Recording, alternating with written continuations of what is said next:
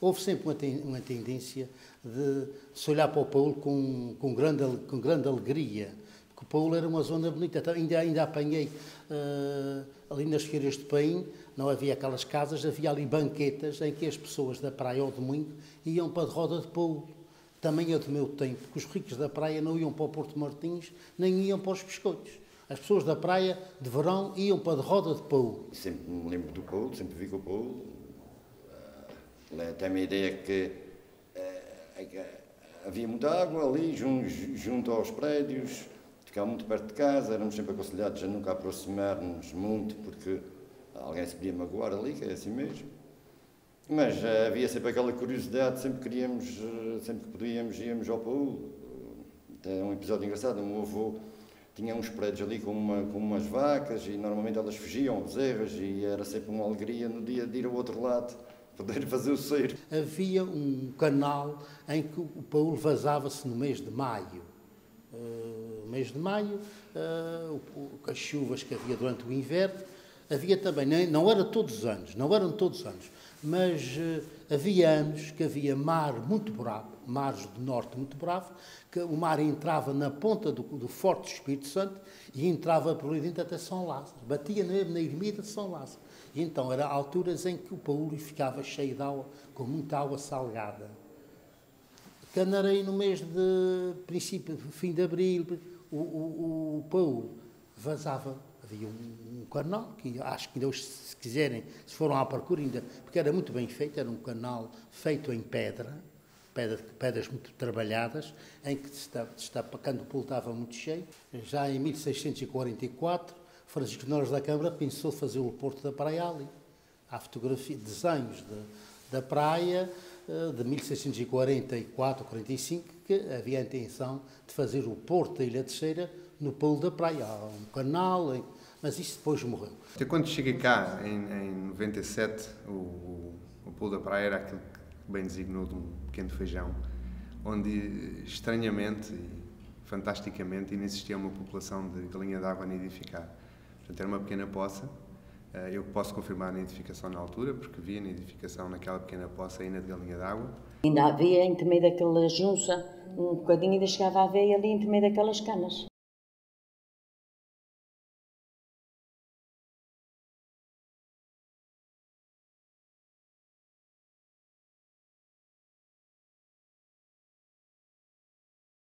O Paulo até era uma fonte de receita, fonte de alimento, tinha muitos ovos das galinholas, depois também havia as aerodes, havia as tainhas.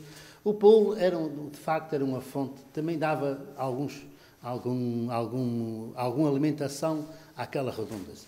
Havia um barquinho, que era de Timanol Inácio, e eles iam naquele barquinho para aquele olheuzinho apanhar os ovos das galinhas e das patas, rapazes. E aparecia ali as enguias e as tainhas. Havia muita gente da praia que vivia das poças, porque aquele lugar era muito úmido, era muito bom para repolhos, para couves, para cebolim, para as alfaces, para os melões, para as melancias. Havia ali gente que vivia das poças.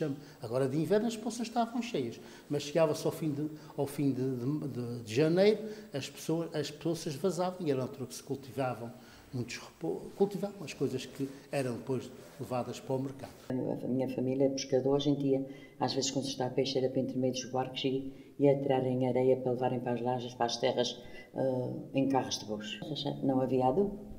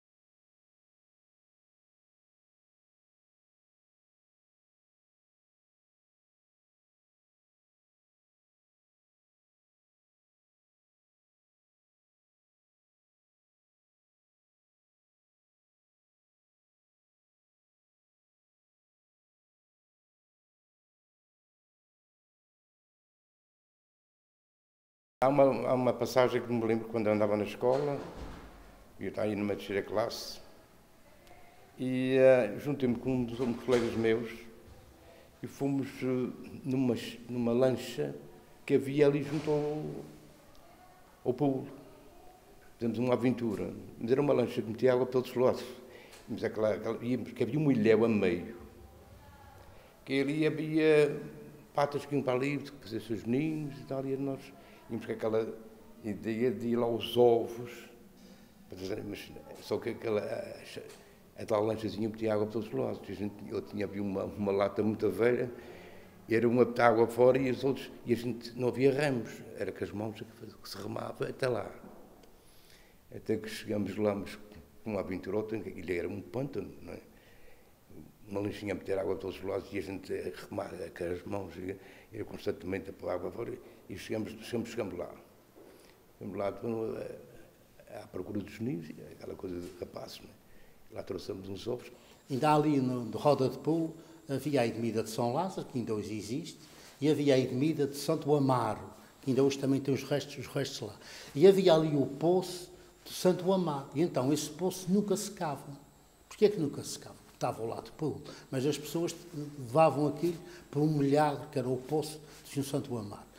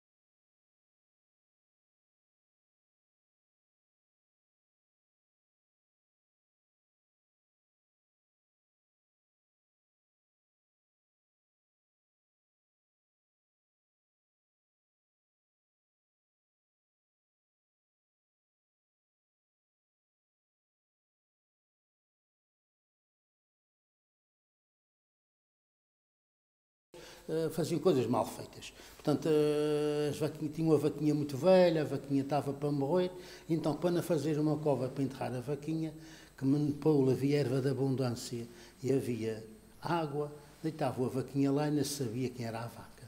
A vaca estava muito velhinha, e a vaquinha morria ali, e depois, dias depois, o município iam lá fazer uma cova e enterravam a vaquinha. Então, uma coisa muito engraçada, depois de entrar a República, entre as pessoas nobres e não nobres, às vezes havia pessoas que diziam, eu sou nobre, e depois havia um ditado aqui de pessoas, nobre era a vaca de Rabícia, mas a vaca de Rabícia morreu no Paú. Naquela altura, aí mais atrás, tinha a ideia que tudo que não fazia falta em casa ia para ali, né? E era mau. E lembro-me de então frigoríficos e fogões velhos, aquilo era o que mais havia por ali. Foi quando eles fizeram o cemitério novo, foi tudo para ali, sequata e porcaria, tudo quanto apanharam, entulharam aquele paúdo. Então aquilo começou a ser quase como também uma lixeira.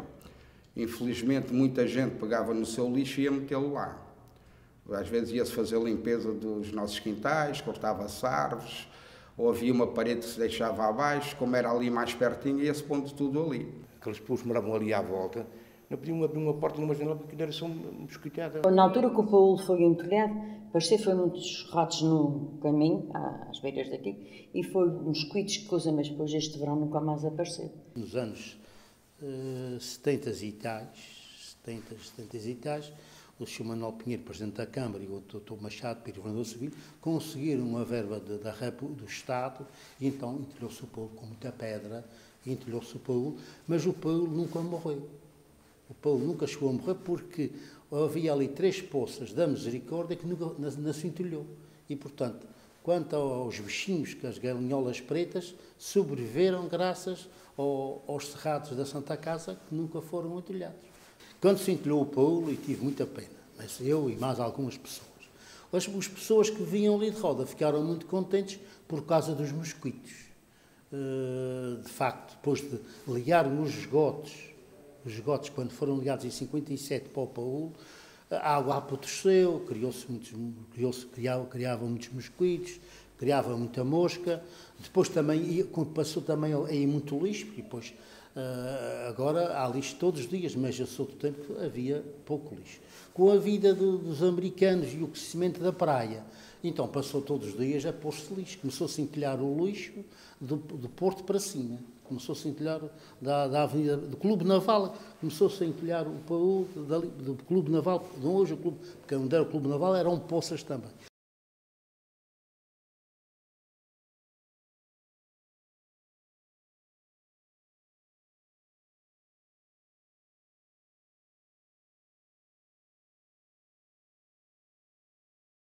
Depois lembro-me também de se construir o campo de jogos. O campo de jogos da praia era no Largo da Luz, atrás do asilo da praia. Ali é que era o campo de jogos. E depois em 54, o Sr. Diogo, Presidente da Câmara, fez o campo de jogos no Paúl, com as chapas da base. Naquela altura a praia ficou muito pesada porque tínhamos um campo de jogos no Paúl. E, entretanto, depois tenho memória de fazer lá o primeiro quartel de bombeiros, também me lembro, a primeira praça de touros. O Paúl da praia sempre foi uma zona úmida, portanto, integrada no seio de uma cidade. E eu achava, na altura, um desperdício enorme a gente ter uma zona daquelas completamente entulhada. E a razão de ter sido entulhada foi uma razão válida na altura, porque aquilo, na época que foi entulhada, se calhar não havia meios para fazer o tratamento ao desequilíbrio ecológico que se tinha provocado lá. Agora, o desafio passava a ser desentulhar aquilo e recriar o Paúl. O que é que acontecia? Isso, quando se falava nisso, na opinião pública, isso era a maior asneira que se podia fazer, porque íamos desenterrar um monstro que estava enterrado e que estava quietinho, e toda a gente se lembrava da parte negativa do Paúl, que eram os mosquitos e os maus cheiros, e toda a gente tinha medo disso. E traçamos um plano, e esse plano passava por começar a desmistificar, e na opinião pública, portanto, essas partes negativas todas do Paúl. Porque quando se falava que se pensava fazer isso, as pessoas todas ficavam assustadas porque íamos desenterrar outra vez a porcaria e os mosquitos iam voltar e os maus cheiros e essa questão toda. Portanto, tivemos que convocar as pessoas mais do que uma vez. Portanto, fizemos uma primeira abordagem, portanto convocamos o público em geral, mas com alguma incidência nas pessoas de maior influência da opinião aqui da praia. E logo na primeira reunião isso foi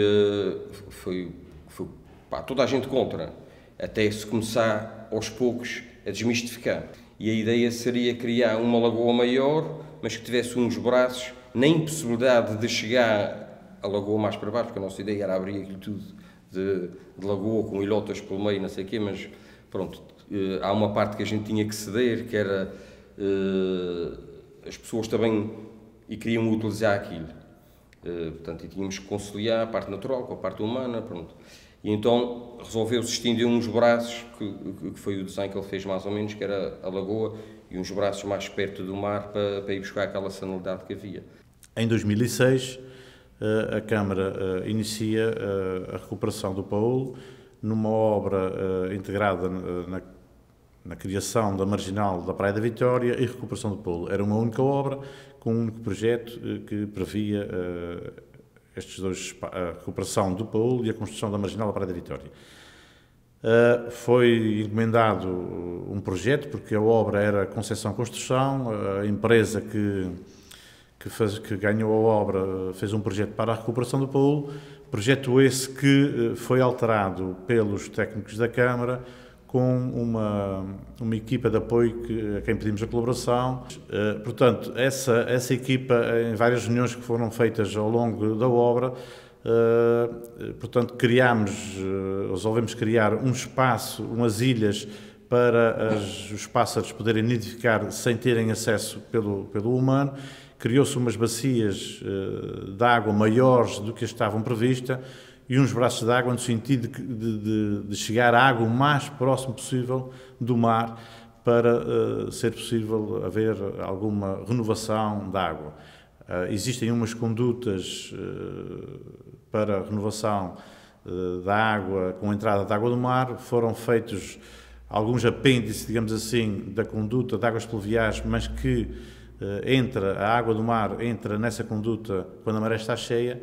Foram feitas ligações a essa conduta no sentido de trazer a água do mar para o polo, porque de verão começaram a crescer muitas algas e que, enfim, existe algum receio que venha a deteriorar a água e que volte ao passado de criar, naquele espaço, voltar a aparecer os mosquitos, o que era muito desagradável para a cidade da Praia da Vitória. Fomos desentulhando, separando a sucata para um lado, as coisas para o outro, e formamos a primeira lagoa, até na forma de um feijão, nunca mais me esqueço.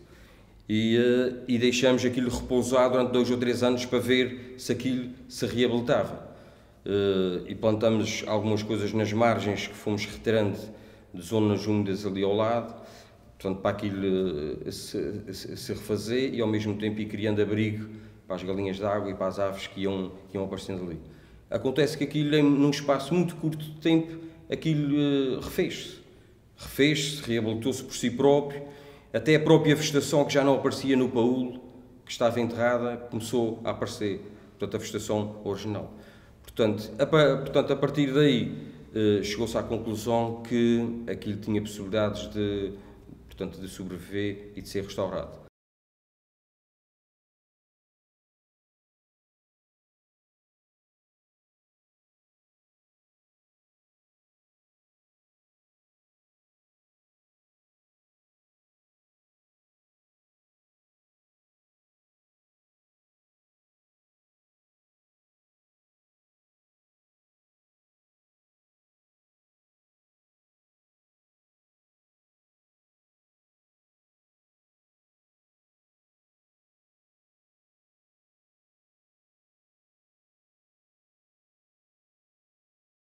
O Pulo da Praia tem uma posição muito interessante, porque está no meio de uma cidade, não é? Entre o Graben e a cidade, a própria população.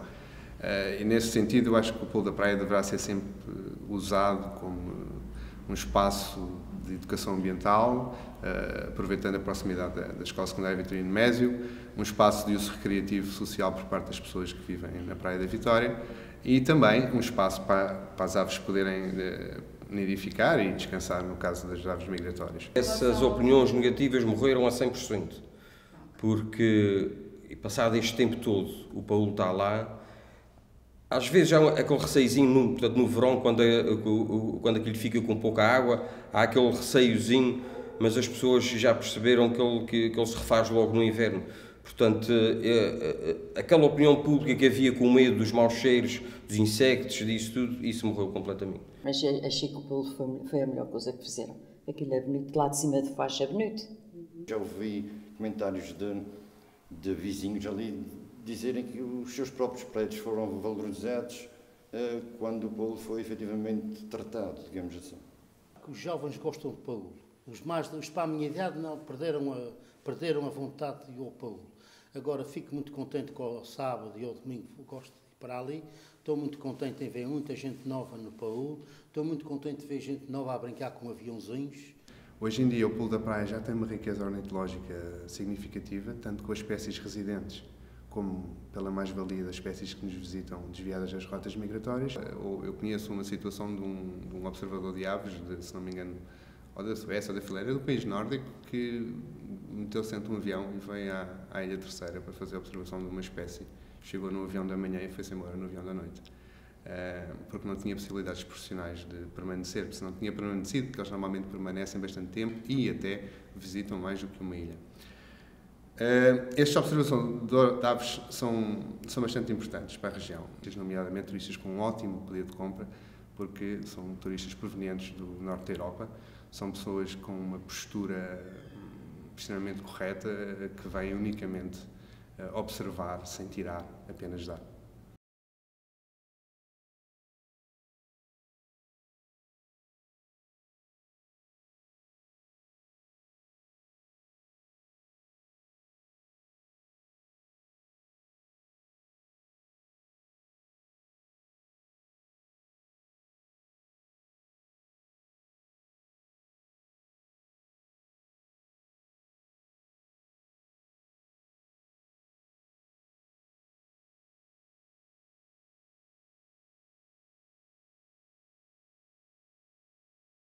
Aquela zona era diferente, era um polo também bonito, porque esse polo via mais da água salgada. E era muito engraçado porque lá tinha sempre muitas gaivotas. Era um polo completamente diferente de cá. Era um polo também com água doce, tinha muitos juncos, era mais pequeno.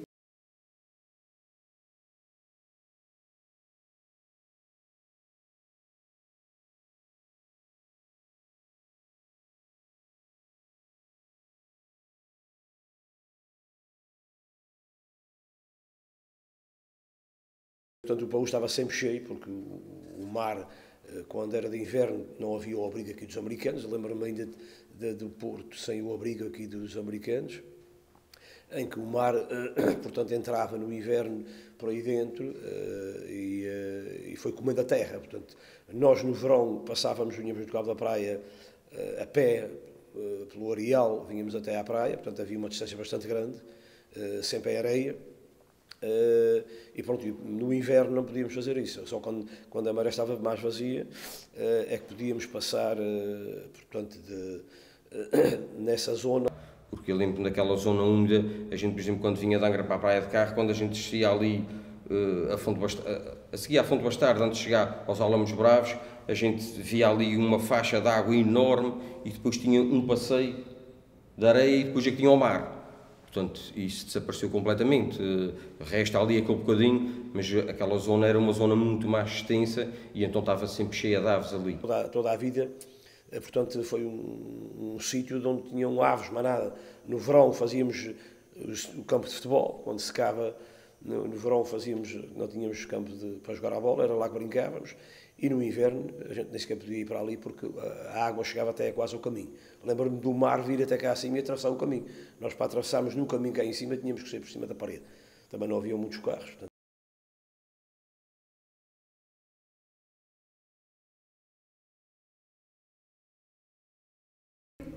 Que era esta baía muito linda, muito grande por aí fora, um areal muito largo, uns picos de areia muito grandes.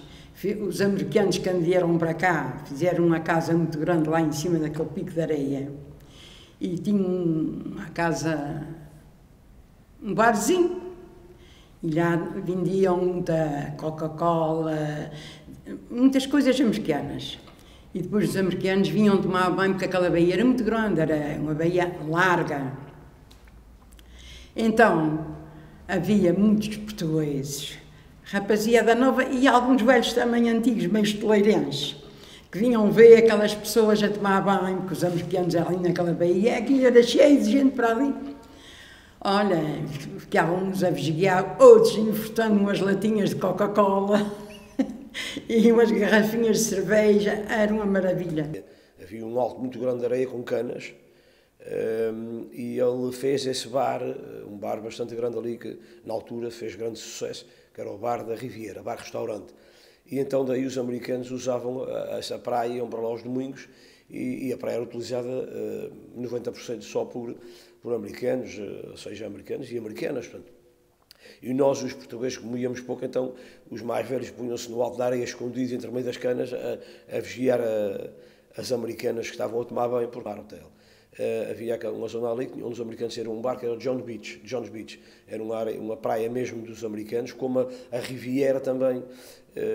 Portanto, os americanos, na altura, e estamos a falar aqui há 50 anos, e mais, os americanos praticamente é que tomavam banho. Portugueses eram poucos que apareciam. Nós íamos tomar banho quando éramos miúdos com o meu tio, porque não podíamos ir sozinhos, porque o mar era muito bravo ali mesmo no verão, mar aberto, onde faleceram algumas pessoas lá, portanto rapazes jovens que faleceram lá, porque o mar apanhou-os e levou-os para longe, e nós ao domingo íamos tomar banho, portanto numa parte mais para, portanto onde acabava a areia. Havia uma comunidade lá embaixo, onde a minha mãe nasceu lá embaixo também, portanto, e várias pessoas que nasceram ali, viveram vários anos ali, e nós ao domingo íamos para a casa da minha avó, que era mesmo ao lado do forte, e as minhas tias e mais pessoas da freguesia vinham para o alto da areia, na serra, e sentavam-se ali, porque lhe dava jeito, que era a descer, e elas faziam cova na areia e sentavam-se ali a bordar toda a tarde. O paúdo era muito grande, o paúdo era uma área enorme. portanto toda cheia de junco. A gente até no inverno, para jogarmos à bola, tínhamos às vezes que arrancar algum junco que ficava nas zonas mais secas para podermos jogar à bola. Mas era uma área muito grande.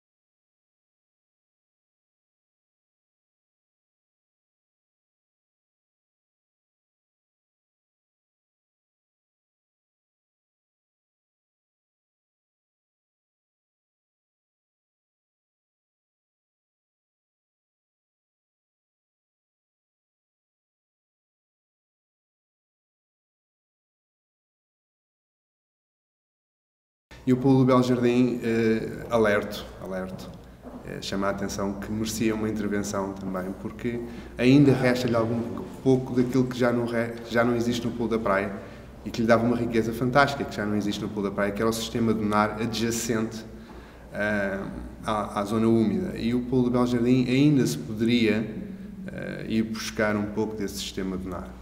E seria fantástico. Não seria uma intervenção, penso eu, muito dispendiosa, muito difícil em termos ecológicos e seria significativo o mais-valia que se trazia, mais uma vez, em termos de visitação, em termos de turismo, em termos de uso social recreativo pelas pessoas locais.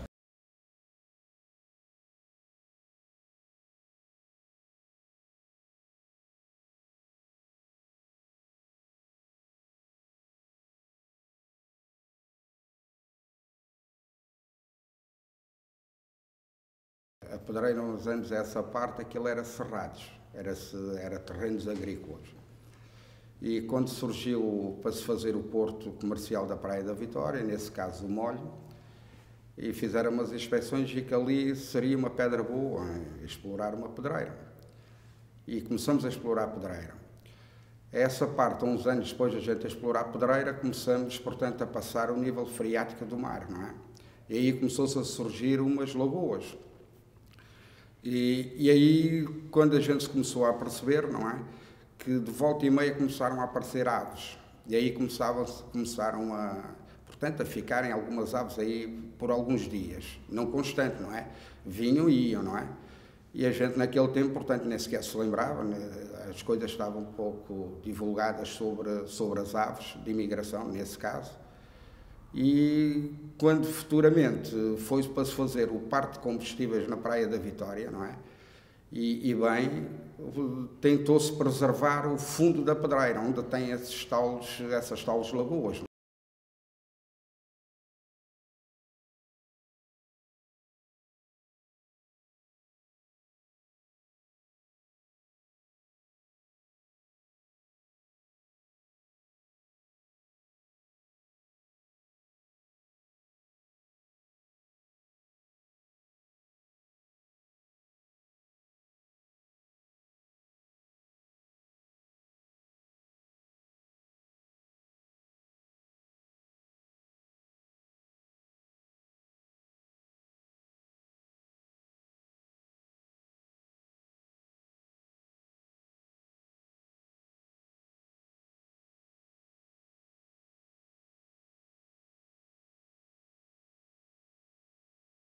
A Câmara assumiu ela própria a recolocação desse espaço. Então,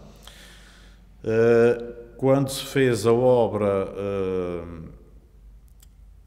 do Parque de Combustíveis, criaram lá 2 espaços que eram provavelmente os poiôs dos explosivos. E o outro espaço seria, provavelmente também, não sabemos, mas provavelmente teria sido o estaleiro da própria obra. O que a Câmara fez foi reconstruir, provavelmente o estaleiro fez daquele espaço, tentou fazer daquele espaço, colocou um teto, portas, janelas, fazer daquele espaço um futuro centro ambiental daquele espaço, dos dois poiôs, fizemos 2 abrigos de observação de aves. Colocámos no fundo da canada que dá acesso àquele espaço um observatório de aves também, que retirámos do polo da praia porque estava num espaço que não era indicado. E, nesse sentido, criou-se ali 3 observatórios de aves no polo da praia. Fez-se uma limpeza total de todos os resíduos, colocaram-se algumas pedras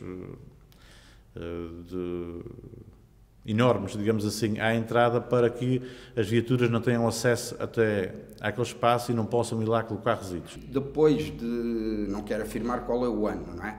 Mas depois de uns tempos de começar a aparecer essas aves, de facto apareciam lá certas, e eu nesse caso julgo que sejam iatistas ou então, portanto, turistas, não é?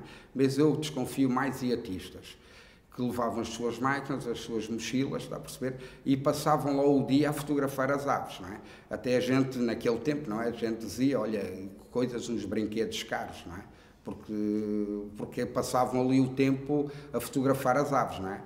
Cabo da Praia é um fenómeno, é uma área extremamente reduzida, em que apresenta uma diversidade biológica e ornitológica fora do normal. O Cabo da Praia, por o seu espaço não ser tão agradável, por ser mais desviado da zona populacional, a meu ver, poderia ser mais utilizado mais como uma reserva, como um espaço mesmo a proteger das aves e com mais atenção.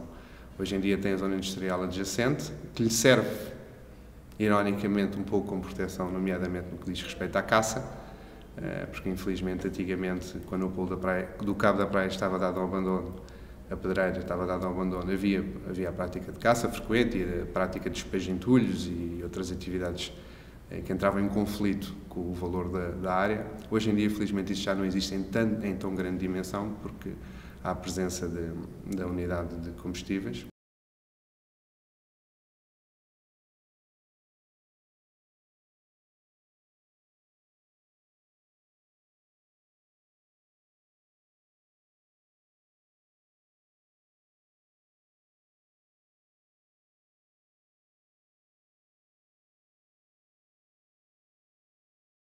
Com a candidatura do programa LIFE,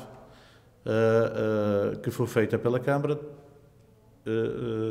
tentou-se enquadrar os 3 paus da Praia da Vitória, porque ainda existe o pau da Riviera, que foi destruído também pelo homem ao longo do tempo, ultimamente mais até com um indivíduo que adquiriu uns terrenos ali à volta e que destruiu, digamos assim, o resto do polo. Portanto, neste projeto pretende-se também restaurar o polo da Riviera e ficamos assim com os 3 paus que faziam antigamente a ligação da Praia da Vitória, que era o polo da Riviera e o polo do centro da praia, e agora temos o polo das Pedreiras. Portanto, fazemos uma ligação destes 3 paus. Estes paus, ao longo dos últimos anos, desde que foram reabilitados e requalificados, tem-se vindo a verificar um aumento significativo da passagem de aves para estes espaços. E isto, portanto, nessa altura levou-nos a crer que era importante esta candidatura ao programa LIFE, no sentido de melhorar esse espaço, porque se o espaço for melhorado, logicamente haverá mais aves a usufruir desse espaço, e havendo mais aves, haverá mais pessoas a fazer observação de aves. Havendo mais pessoas, haverá mais turismo, haverá mais dinheiro a entrar na cidade.